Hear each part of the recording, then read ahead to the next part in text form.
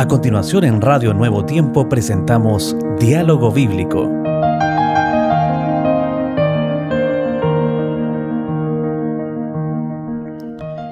Agradecemos a Dios porque nos permite estar con ustedes nuevamente en su programa Diálogo Bíblico.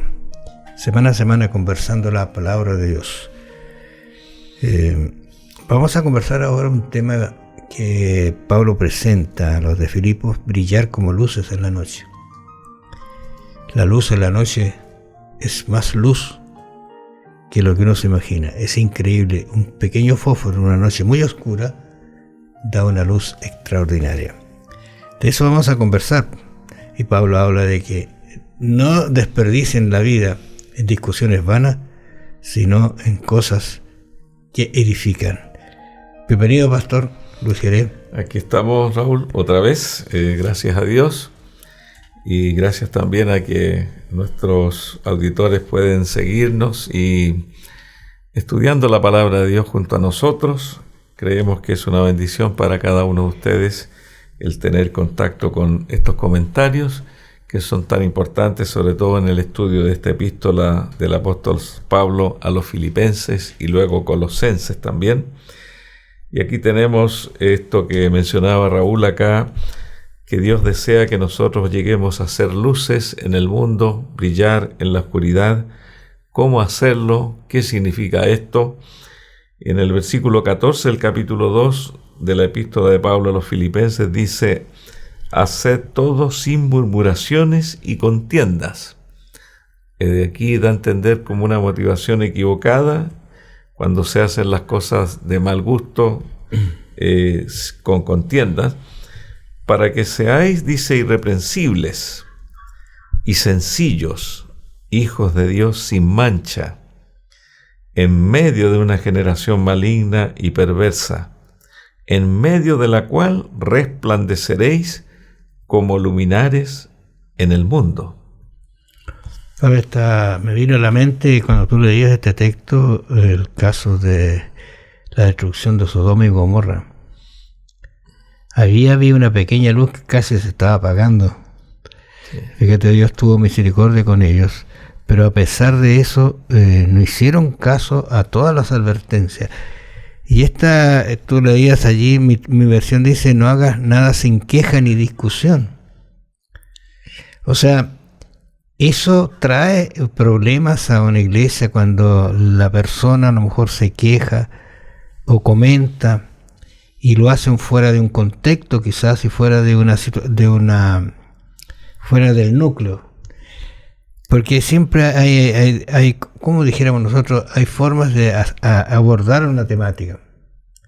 Ahora, Pablo sabía que si la iglesia entraba en estas discusiones vanas, el evangelio iba a pasar al segundo plano y Cristo no podría operar con ellos. Sí, y esto que hemos leído, aquí hay una continuación.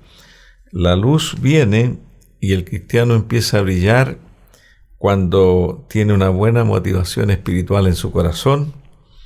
Las cosas no las hace para los hombres, como se mencionaba anteriormente, se hacen para Dios, con una motivación correcta, no por ganar algo, no por un beneficio, no por un exaltamiento personal, sino que el cristiano empieza a brillar cuando sigue el ejemplo de Cristo, cuando hace las cosas que hace para Dios con un buen espíritu guiado por el Espíritu Santo, con humildad, y llega a ser irreprensible y sencillo hijo de Dios,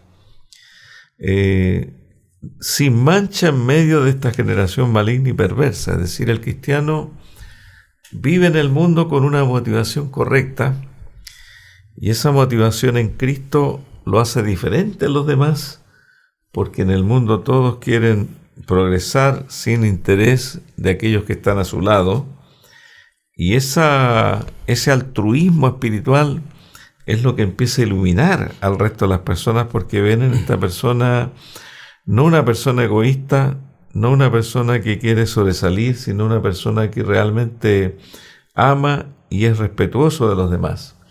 Fíjate que hablando de eso, lo que tú mencionas allí en Filipenses 2:12, sí, él menciona algunas palabras que son claves en lo que estamos conversando. Por tanto, amados míos, como siempre habéis obedecido, no como en mi presencia, solamente sino mucho más ahora en mi ausencia. Y aquí viene la frase contundente, dice: ocupados en vuestra salvación con temor y temblor, porque Dios es el que produce en vosotros tanto el querer como el hacer por su buena voluntad. Se acabó el problema. O sea, sujetos a la voluntad de Dios. Claro, y esto que mencionaste tú, ocupados en vuestra salvación con temor y temblor, esto da a entender de que como personas, como cristianos, el tema de la salvación debería ser el tema principal de nuestras vidas y que requiere tiempo, requiere ocupación, requiere una inversión, no perder el propósito porque estamos en el mundo. Con temor y temblor significa con ese respeto, porque la salvación que Dios nos ofrece es tan grande y perderse teniendo la oportunidad de salvarse por descuido.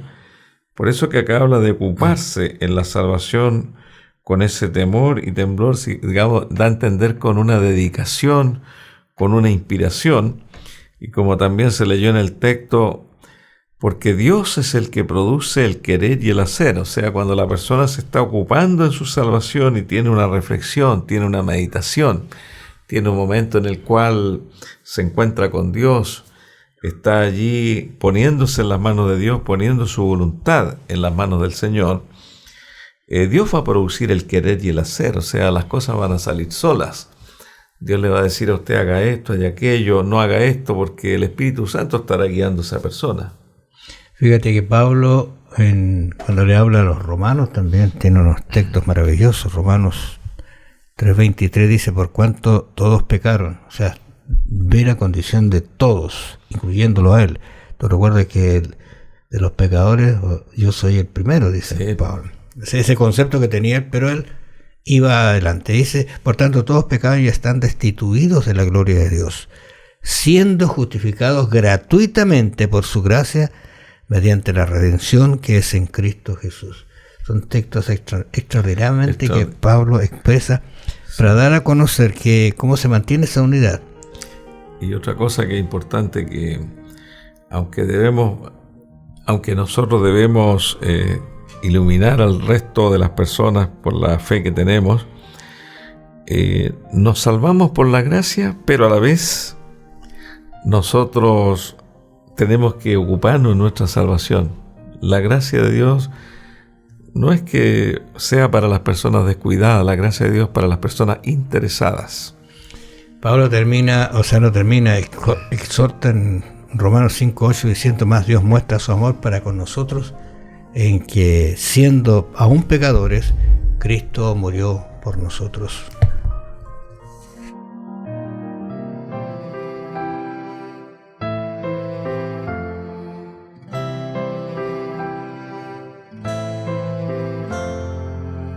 Donde se termina el mal y empieza la calma, donde mis secretos son tuyos, Señor, donde el corazón se sincera y escuchas mi necesidad, oh Dios,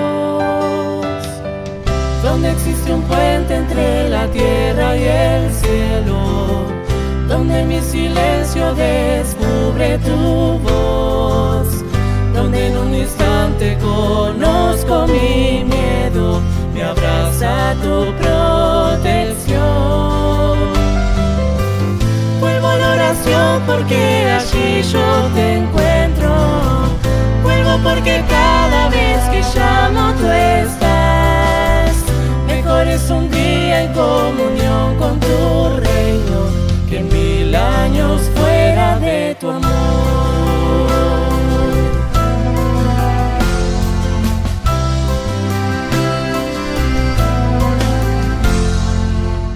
Cuando la maldad dirige mis pensamientos, cuando la tristeza perturba mi fe, cuando me distraigo y de ti me alejo, regreso porque yo sé que si humildemente se acerca a tu pueblo, si busca tu rostro con el corazón, tú responderás desde tu trono en los cielos y sanarás su dolor.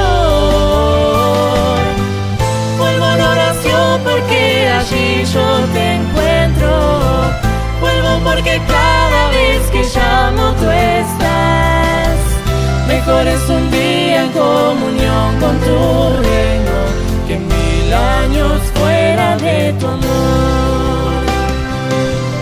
Vuelvo en oración porque allí yo te encuentro, vuelvo porque cada vez que llamo tú estás.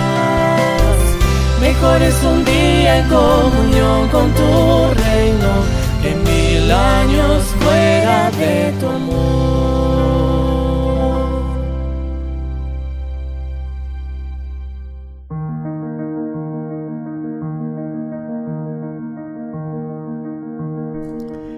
Pablo va a mencionar una palabra acá que es muy interesante y muy fundamental. Dice, sean ustedes irreprensibles. ¿Qué significa ser irreprensible? Son aquellas personas que no pueden ser acusados ni por otra persona ni por Dios. Mira lo que el planteamiento que Pablo está presentándole o el desafío que le está entregando a los de Filipo. Ser irreprensibles. Sí, y esta palabra uno la entiende ahora en el idioma español, que no tiene reproche. En el idioma griego esta palabra significa ser puro, que no está contaminado con otras cosas. Significa sin mezcla también. Intachable. No están mezclados. Y también significa sin culpa. Da a entender de que es una persona que logró una imagen, aunque nunca vamos a ser perfectos, pero esta imagen es la que irradia esa luz en la oscuridad, así como se menciona también el carácter de Job, que era perfecto y recto, apartado del mal. También Abraham, que se le dice también los que vivían ahí alrededor de él, como él era nómade, habían algunos reinos que lo conocían allí y decían, tú eres como un príncipe de Dios para nosotros. Es decir, los demás veían en Abraham un carácter especial, un hombre bueno, un hombre que no se aprovechaba, un hombre generoso, un hombre amable, un hombre que se notaba que quería beneficiar a los demás, quería ser una bendición en el lugar donde él estaba. Y ese es el propósito que Pablo menciona para los cristianos. Nosotros tenemos que pedirle al Señor que por su gracia podamos ser una bendición para los demás. Ahora uno podría preguntarse, bueno, ¿y los de Filipo eran intachables, irreprensibles? Bueno, hasta allá Pablo está lanzando, voy a decir así, un desafío, porque los desafíos son para alcanzarlos. Y si ellos van mirando hacia allá, entonces se va a ir perfeccionando el carácter sin que se dé cuenta la persona. Ahora, Filipenses 2:17 menciona, dice, aunque sea derramado en libación sobre el sacrificio y servicio de vuestra fe, me gozo y regocijo con todos vosotros. Y Timoteo 4:6 dice, porque yo ya estoy para ser sacrificado, y el tiempo de mi partida está cercano. Sí, y seguía hablando de santidad. Claro, ese texto menciona que Pablo quiere entregarse completo. Según el Antiguo Testamento, la libación era como un broche de oro que se le derramaba sobre el sacrificio. Había libación, por ejemplo, con aceite, también con agua. Y la libación daba a entender que ese sacrificio llegaba a ser perfecto para Dios. El sacrificio era quemado, a veces se le echaba sal, pero cuando se le echaba el aceite, que era la libación, lo último, era como que ese sacrificio se ofrecía a Dios de manera perfecta. Y el apóstol Pablo está diciendo que él quiere terminar su vida con esa perfección que produce la libación. Él ya se sacrificó, se entregó a Cristo, y ahora quiero entregarme totalmente como un sacrificio agradable a nuestro Dios. Y lo hace, dice, me gozo y regocijo con todos vosotros. O sea, no es un asunto que él ve la muerte como algo triste, sino con gozo, con regocijo. Interesante lo que tú dices en relación a la libación, porque se usaba vino, leche, miel, aceite para eso, pero era la última porción de líquido que se daba al altar. Y que Pablo sea así significa que se entregaba a sí mismo por los hermanos, para que ellos sean, digamos, de alguna manera, sean los personajes que ganen el cielo, que vayan hacia allá adelantándose a eso. Sacrificio viviente, qué interesante eso. Aquí hay otros textos, mira, Romanos 12:1. Así que, hermanos, os ruego que por las misericordias de Dios, que presentéis vuestros cuerpos en sacrificio vivo, santo, agradable a Dios, que es vuestro culto racional. Puede entenderse mal esto cuando dice sacrificio vivo. Claro, aquí, según la suma de estos textos que hemos leído, el apóstol apela a que los filipenses, y en este caso nosotros también, podamos entregarnos a Dios de manera completa, no una entrega media. En el verso 21 dice, porque todos buscan lo suyo propio, no lo que es de Cristo. Entonces nosotros podemos vivir un cristianismo dual, siempre buscando lo nuestro y a veces lo de Cristo, volvemos a lo nuestro. Entonces él da a entender de que nosotros, en el verso 20 dice que debemos seguir a Cristo sinceramente para que nuestro Dios pueda hacernos a nosotros ser una bendición para los demás. Fíjate que estaba mirando aquí un texto que no sé si uno puede decirlo. 1 Corintios 11:1, donde dice, sed pues imitadores de Cristo, dice, sed imitadores de mí. Entonces alguien dirá, oye, qué orgulloso este personaje que dice que sean imitadores de él. Pero mira, el otro texto, o sea, al ladito dice, así como yo de Cristo. Esa es la imitación que él está pensando que los personajes de, voy a decir así, de Filipos lo tengan. Ser imitadores, como Pablo lo es, de Cristo. Porque allí se va a producir lo que diríamos el triunfo. Sí, nosotros tenemos que, como dices tú, estudiar mucho el carácter de Cristo. Hay que dedicar un tiempo diario, como se dice, a estudiar la vida de Cristo, la forma como Él vivió, los motivos de Cristo, la forma como Él actuó.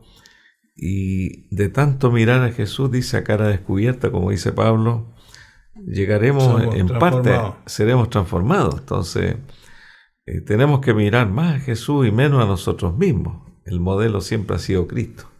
Las fiestas pasadas ya de Año Nuevo, ¿no es cierto? Y de la Pascua, me ha sido muy grato repasar el libro de Lucas. Es un libro que tiene 24 capítulos, y que si uno comienza el primer día de diciembre, termina justo el 24 con el último capítulo del libro. Y es una forma muy, muy hermosa de estructurar, de mostrar. Está escrito así con dicen los que entienden esto, con un griego koiné muy, muy refinado. Es una literatura muy linda como la hace. Pero él cuenta su experiencia, y eso es lo interesante. Él no fue protagonista en primer lugar. Él no vio estos hechos, sino los investigó. Se dio cuenta de que aquí había algo tan especial, y en él nació el deseo de poner en orden las cosas para que nosotros podamos entenderlas. Deberíamos ser como Lucas, quizá. Y no hemos estado cuando Cristo estuvo. Claro, y también mencionar de que Cristo habló de ser sencillos como palomas.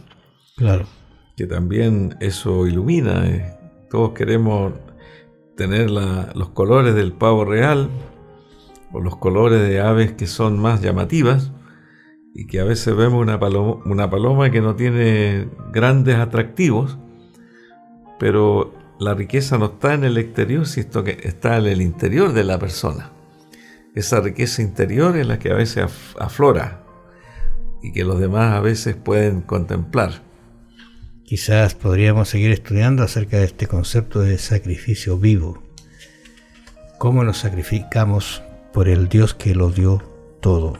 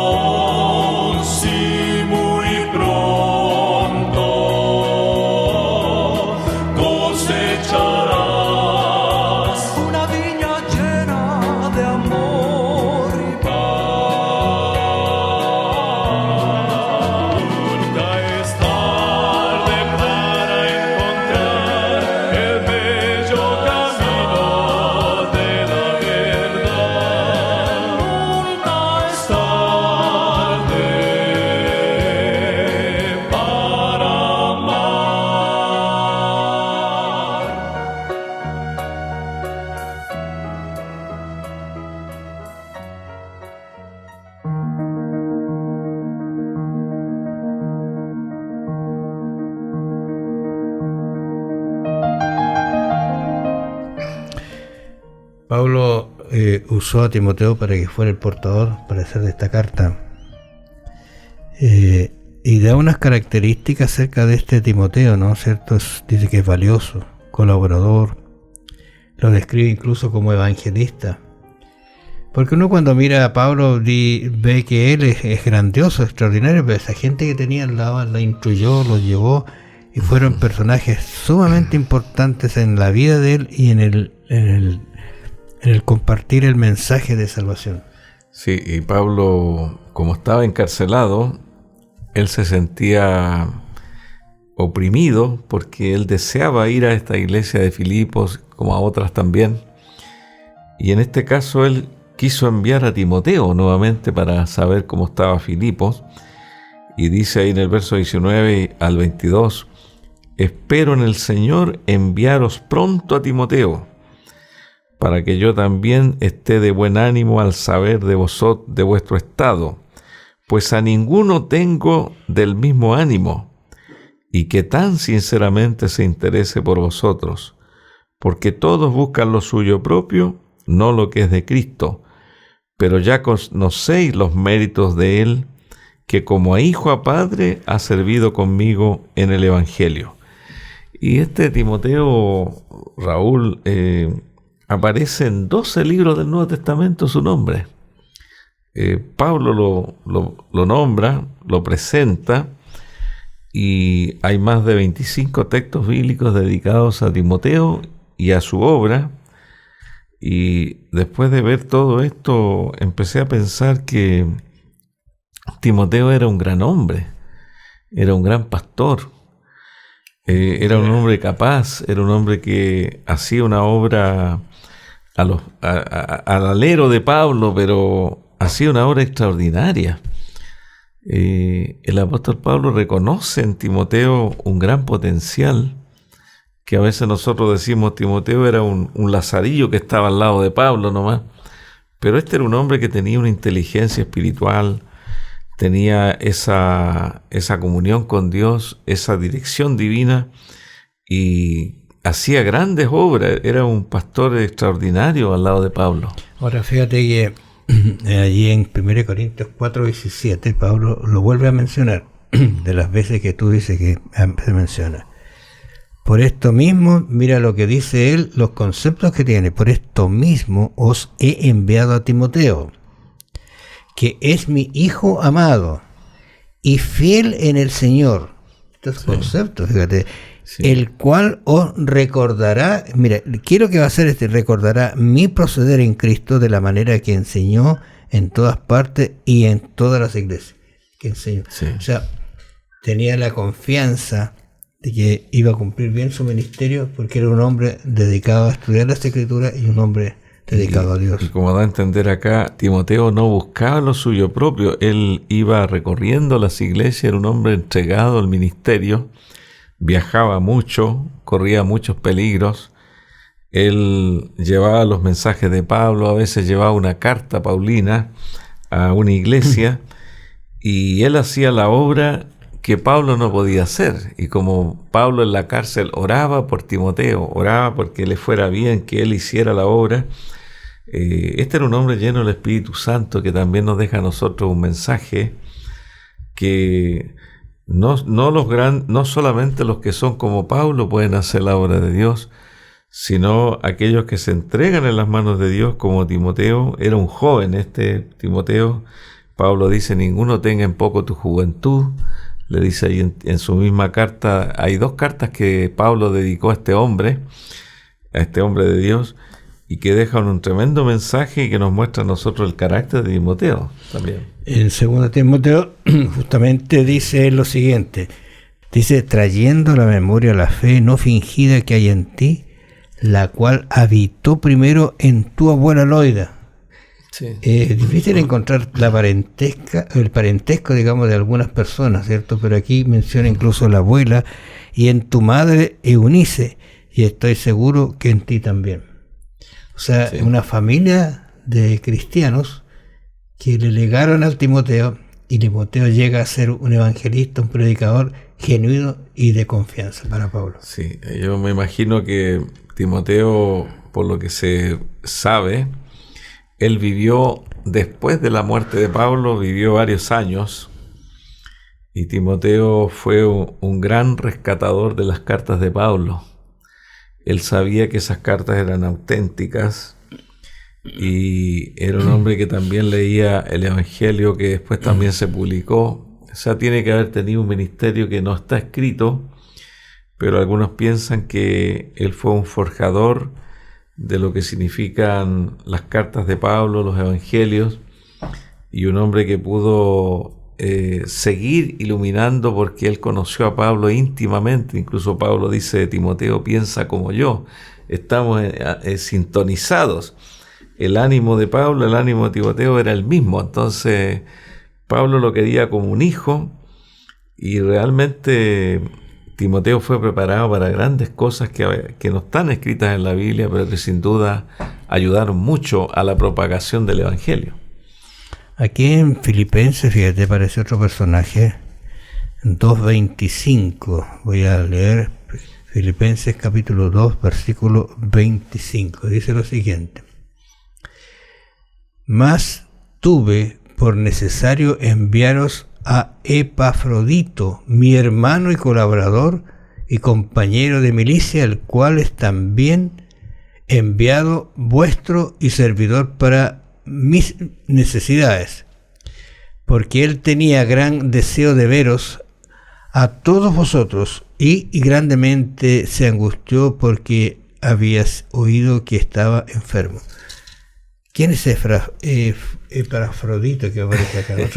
Es un nombre un poquito raro, pero este nombre está relacionado con la diosa Afrodita. Se sabe que este cristiano se convirtió del paganismo al cristianismo, era un gentil, como se le llamaba, pero llegó a ser un colaborador de Pablo, y se piensa de que él fue el que predicó el evangelio en otras iglesias, como en Colosenses y en otros lados, y era un compañero de milicia, era un mensajero, atendió a Pablo en la cárcel también, viajaba mucho, llevaba ofrendas que Pablo a veces conseguía y las enviaba fielmente a otras iglesias. Habla de este hombre como un hombre fiel. Qué interesante eso, que Pablo estaba rodeado de hombres fieles que le ayudaban en el ministerio, ¿eh? Ahora, lo interesante es que este personaje, como tú decías, no era de la línea de Pablo, sí, pero fue ganado y un hombre fiel e hizo cosas grandes. La situación de Filipo era una situación que poco a poco estaban cediendo a algunas artimañas satánicas. Pablo está reforzando la idea que se mantengan fieles a él, que imiten a Cristo, sigan ese camino, y manda a Timoteo, a Epafrodito, ¿no es cierto?, para empujar. ¿Qué preocupación tenía Pablo por que se mantuvieran en la línea? Pero usted no tiene a estos personajes, sino tiene la palabra de Dios. Siga estos consejos y se va a encontrar también caminando para encontrarse un día con Cristo en las nubes de los cielos. Que el Señor los bendiga y los acompañe. Nos vamos a encontrar la próxima semana. Escuchaste en Radio Nuevo Tiempo, Diálogo Bíblico. Sigue en la sintonía de La Voz de la Esperanza.